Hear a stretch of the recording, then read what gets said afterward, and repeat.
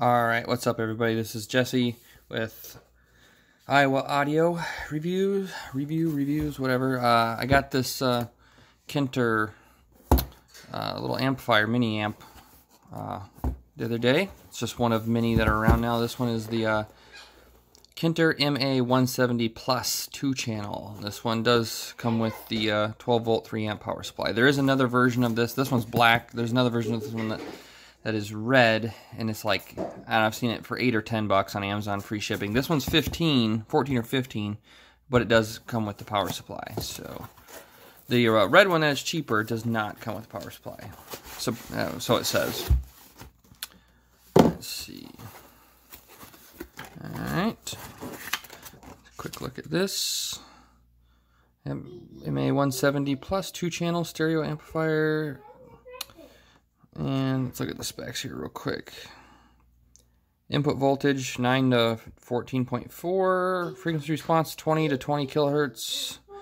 It can handle anywhere from 4 to 16 ohms. Output power is 2 times 18 watts at 4 ohms at 10% THD, which that's pretty much the max this thing's probably going to do. I'm assuming most people are going to hook 8 ohm speakers to it. That 10% THD is pretty high. So right here, I guess, though, they have the harmonic distortion at 0.02, which is actually really good, but that's only when it's putting out 4 watts, and that's probably at 4 ohms, I'm guessing. So at lower volumes, it's probably going to sound pretty good, but the more you crank it up and the more you push it, I guess I've always related that total harmonic distortion to when you kind of crank up an amplifier and there's no music playing or nothing. You can kind of hear that static or that hissing in the background. Depending on your source and other things, this could be kind of a staticky, hissy amplifier when it's not making any music. The sound to noise ratio is 78 decibels, which is not really that good either. Your treble and bass looks like it can be... The treble is adjusted at up to 9 decibels at 10 kilohertz, and the bass can be adjusted also up to 9 decibels at 100 hertz. Rated input voltage, 12 volts, 3 amps, etc., etc. Most people probably don't even care about any of this.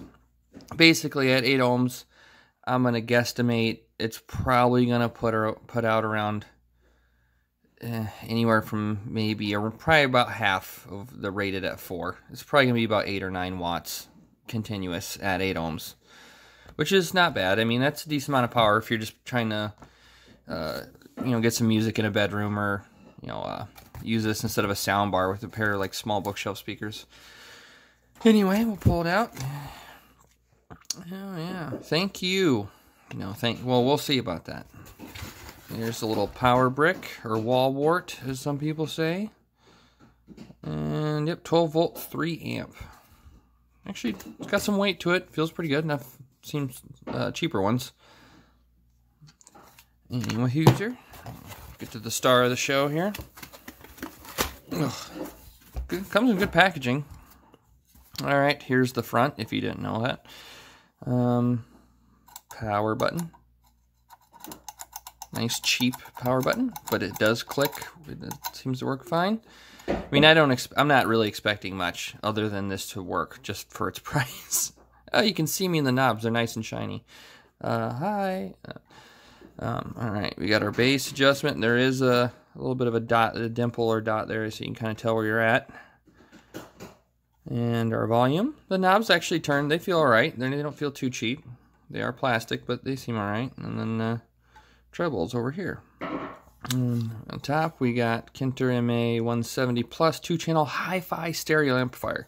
Hi-fi might be reaching a little bit, but QC passed. That's good. You got your right-left RCAs in here, and right and left spring terminals. Good old cheap spring terminals. I like this though. Speaker impedance 2 to 8 ohms on here. So I'm not sure what that's about. The speakers I'll be running, I believe, are actually 6. I don't remember. They're 6 or 8. And then obviously this is the power plug. Nothing on the bottom. You do get these holes here, so if you want to mount it, under your computer desk like this, out of the way, and then you could have two smaller, I don't know, say bookshelf speakers like these guys over here on your desk, and have this underneath, and have access to all your knobs and upside down words, whatever, or you know, whatever, aluminum, whatever. Well, I'm gonna stop this video, and I'm gonna go get this hooked up and listen to some music on it. We'll see what we can get out of it. Okay, we got it all hooked up here, so let's get it turned on. And I guess the light in the front's some sort of RGB because it does change color. It'll start out blue, kind of I think go green, orange, and then eventually it'll end up as red. Well, maybe it's gonna be blue now. Oh, nope, there it goes again. Now it's red. So yeah, whatever. Did a little testing. I ended up, I'm going to start by turning this down a little bit, with the bass and treble. Excuse the squeaking, my daughter's riding her trike around in the background.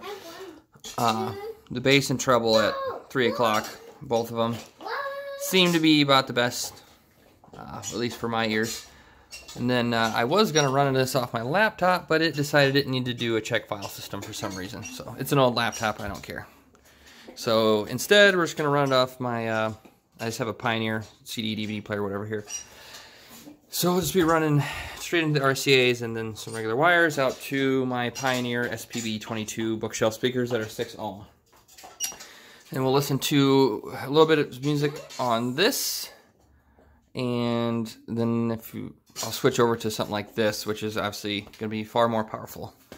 And just for reference, what I did while I was listening to this, I turned this up basically loud as you could really have it before it started to get kind of, we'll say, staticky and crackly. Kind of, you can really tell it's starting to push it to its limit. And with this one, I don't know if you can see here, the dot goes all the way down to there. But at that level, it gets a little louder than right here, but at here it sounds a lot worse. It sounds pretty bad. I mean, I guess some people probably wouldn't care, but I'm a bit of an audiophile, so for me, the loudest I could have it, and it still sounded pretty good. Not as good as this or any other actual stereo, really, but about right here. 3 o'clock as well on the volume was about as loud as I really wanted to go with it, and it still sounded pretty good. And then I guess just to test this, I just have a decibel meter app on my phone, and in my basement space here, it's about the size of a small living room or a large bedroom. I was able to, at the 3 o'clock volume position, it was able to achieve about 70 to 72 decibels, maybe 74 decibels. So if you want to get an idea of how loud that is for you, I suppose if you have a stereo in a room, download a decibel app, go in that room, put on some music, and keep turning it up until, you know, you hit about 70, 72, 74 decibels, and that's about as loud as this thing is getting for me. So without any further ado, let's turn it down to start with. Dad, what do you do here? I am gonna play some music for this YouTube channel. Dad, what do you do here, Dad? Just hang on. Hang on. What is it not gonna play now? There it goes.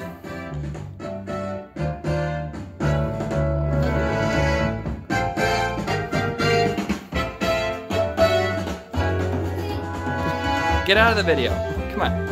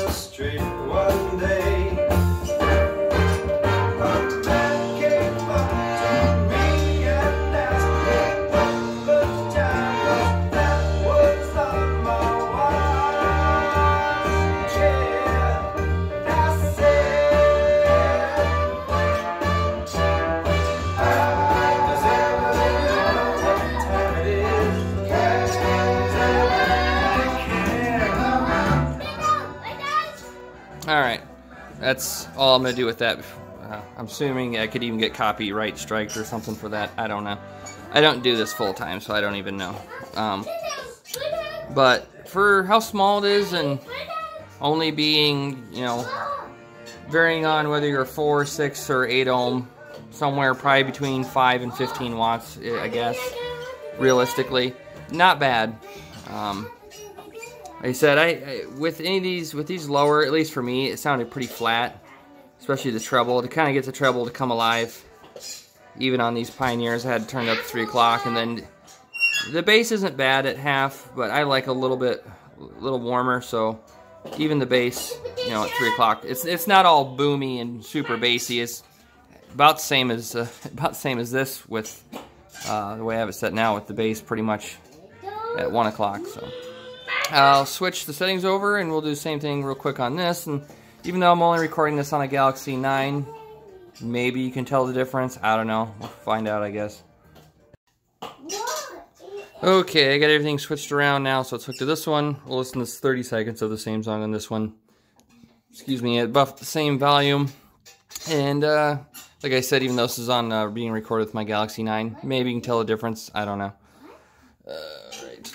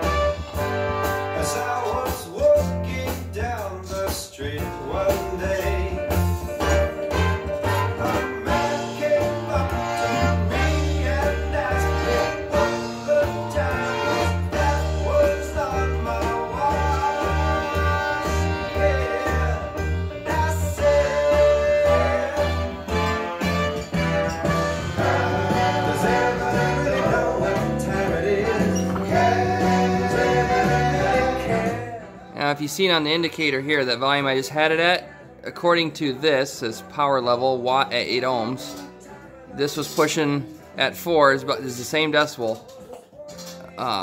according to my phone anyway. When I turned this up to about 4, pushing about 5 watts. I don't know exactly how accurate this is, because this stereo is 40 years old, but, yeah, that and one channel is getting a little stronger than the other. But yeah, this, according to this, where the volume I had it is putting out about 5 watts.